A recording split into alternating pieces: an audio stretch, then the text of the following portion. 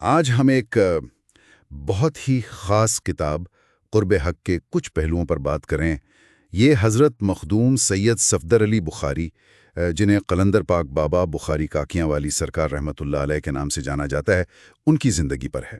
جی، اور اس کا انگریزی ترجمہ the ultimate dimension of life بھی ہے۔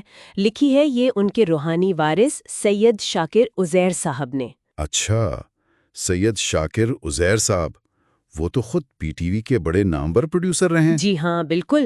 اور کتاب کی خاص بات یہ ہے کہ قلندر پاک کا تعلق ملامتیہ سلسلے سے تھا، یعنی وہ لوگ جو جان بوجھ کر ملامت یا تنقید قبول کرتے ہیں۔ ملامتیہ، یہ تو بڑا ہی غیر معمولی راستہ لگتا ہے۔ اس کا مقصد کیا تھا؟ کوئی کیوں چاہے گا کہ لوگ ان پر تنقید کریں؟ دیکھیں، اس کا فلسفہ بڑا گہرا ہے۔ مقصد تھا کہ عوامی تعریف، واہ ان چیزوں سے بچا جائے، اچھا، تاکہ تکبر نہ پیدا ہو اور توجہ بس اللہ کی ذات پر رہے۔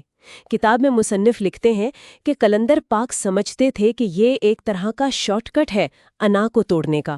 Short cut? مشکل تو بہت ہوگا۔ بہت مشکل، یقیناً۔ خلوص پیدا کرنے کا ایک طریقہ۔ حدیث کا مفہوم بھی تو ہے نا کہ اللہ اپنے دوستوں کو چھپا کر رکھتا ہے۔ صحیح۔ تو اسی لیے وہ بظاہر ایسے کام کرتے جو معاشرے کو شاید پسند نہ آئے، جیسے کتاب میں ذکر ہے لاہور کے بازار حسن جانے کا۔ یعنی معاشرے کی نظر میں خود کو گرا کر اپنی انا کو ختم کرنا، یہ تو بہت ہمت کا کام ہے۔ جی بالکل۔ اچھا، یہ تو ہوئی ملامت کی بات، لیکن کتاب میں ایک اور چیز کا ذکر ہے جو شاید اس سے بھی زیادہ متنازع ہو سکتی ہے: موسیقی اور دھمال سے علاج۔ جی ہاں، اس کا ذکر ملتا ہے۔ قلندر پاک نے خود کتاب کے مطابق فرمایا کہ وہ اس ذریعے سے کیا کہتے ہیں، انسانیت کی بھلائی کی قوت جگانا چاہ رہے تھے۔ قوت؟ موسیقی سے؟ جی، مصنف بتاتے ہیں کہ وہ خاص طور پر نشے کے عادی نوجوان یا دوسرے پریشان حال لوگ، ان کے لیے موسیقی اور دھمال کا استعمال کرتے تھے۔ دھمال یعنی وہ جو ایک روحانی وجہ کی کیفیت ہوتی ہے۔ اچھا۔ اور ظاہر ہے اس پر انہیں سخت تنقید کا بھی سامنا کرنا پڑا، بہت سخت، یہاں تک کہ لوگ پیر کا کی تاڑ جیسے بہت ہی برے الزامات لگاتے تھے۔ یہ تو کردار خوشی ہوئی۔ اچھا، ان سب غیر روایتی طریقوں کے پیچھے ان کی اصل تعلیم کیا تھی؟ بنیادی پیغام کیا تھا؟ بنیادی پیغام تو وہ انسانیت سے محبت تھی، بے لوث محبت، امن، عاجزی، ہمدردی اور خدمت، بلا تفریق مذہب، ذات پات، رنگ، نسل۔ صحیح۔ اور سب سے اہم نقطہ تھا نفس، یعنی اپنی انا، اپنی بری خواہشات، ان سے لڑنا، ان پر قابو پانا۔ اچھا، نفس کی مخالفت؟ جی، ان کا مشہور قول بھی کتاب میں ہے کہ جس نے نفس کو پہچانا اس نے رب کو پہچانا۔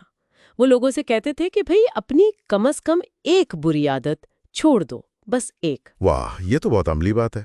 اچھا، اور مصنف سید شاکر عزیر صاحب، ان کا قلندر پاک سے رابطہ کیسے ہوا؟ ارے وہ بھی بڑی دلچسپ کہانی ہے۔ سید شاکر صاحب پی ٹی وی اسلام آباد میں پروڈیوسر تھے۔ قلندر پاک خود ان کے دفتر تشریف لے گئے۔ خود گئے؟ جی، خود گئے، اور پہلی ہی ملاقات میں انہیں پہچان لیا اور کہا میں ملامتی ہوں۔ پہلی ملاقات میں؟ جی، تو شاکر صاحب نے دیکھا کہ ان کے ہاتھ میں وزٹنگ کارڈ ہے۔ انہوں نے پوچھ لیا کہ بھائی اگر آپ ملامتی ہیں تو یہ کارڈ کیسا؟ ہاں، یہ تو سوال بنتا ہے۔ تو قلندر پاک نے جواب دیا، یہ اندھوں کے لیے چھپوایا ہے، تمہارے لیے نہیں۔ کیا بات ہے! بس اس ملاقات نے اور پھر بعد کے واقعات نے شاکر صاحب کی زندگی ہی بدل دی، اور پھر قلندر پاک کی ہی رہنمائی میں انہوں نے وہ مشہور زمانہ پروگرام بنائے، الرحمان اور قصیدہ بردہ شریف۔ الرحمان، ہاں، اس کا تو بہت ذکر سنا ہے۔ تو کیا یہ علاج سے متعلق تھا؟ موسیقی والا طریقہ چھوڑ دیا تھا پھر؟ یہ ایسا لگتا ہے۔ کتاب سے یہی پتہ چلتا ہے کہ بعد میں قلندر پاک رحمۃ اللہ علیہ نے موسیقی کی بجائے قرآن پاک سے علاج پر، خاص طور پر سورت رحمان سے علاج پر زیادہ زور دیا۔ سورت رحمان سے علاج؟ وہ کیسے؟ ان کا فرمانا تھا کہ سورت الرحمان کو آنکھیں بند کر کے بالکل پوری توجہ سے ایسے سنا جائے جیسے وہ سیدھی دل پر اتر رہی ہو۔ اچھا۔ تو یہ جسمانی، ذہنی، روحانی ہر طرح کی بیماریوں کے لیے شفا ہے۔ اور اسی طریقے پر پھر سید شاکر صاحب نے وہ الرحمان پروگرام بنایا۔ کتاب کہتی ہے کہ اس سے لا تعداد لوگوں کو فائدہ پہنچا۔ سبحان اللہ۔ تو خلاصہ یہ ہوا کہ قلندر پاک کی زندگی جو اس کتاب قرب حق میں بیان ہوئی ہے، وہ ایک بالکل ہی الگ، ایک منفرد روحانی راستہ دکھاتی ہے۔ جی بالکل۔ ملامت کو قبول کرنا، نفس سے جہاد کرنا اور ایسے طریقوں سے انسانیت کی خدمت کرنا جو شاید عام نہ سمجھے جائے۔ بالکل۔ ان کی زندگی اور تعلیمات کا نچوڑ یہی ہے کہ اصل چیز اللہ کی پہچان، اس کی معرفت اور اس کی مخلوق سے بے لوث محبت ہے۔ راستہ چاہے کوئی بھی ہو، معاشرہ چاہے کچھ بھی کہے، صحیح، مقصد اہم ہے۔ اور آخر میں ہمارے سننے والوں کے لیے ایک نقطے پر غور کرنے کی دعوت۔ کیا روحانیت صرف ظاہری اعمال، رسومات اور معاشرے کی شاباشی کا نام ہے؟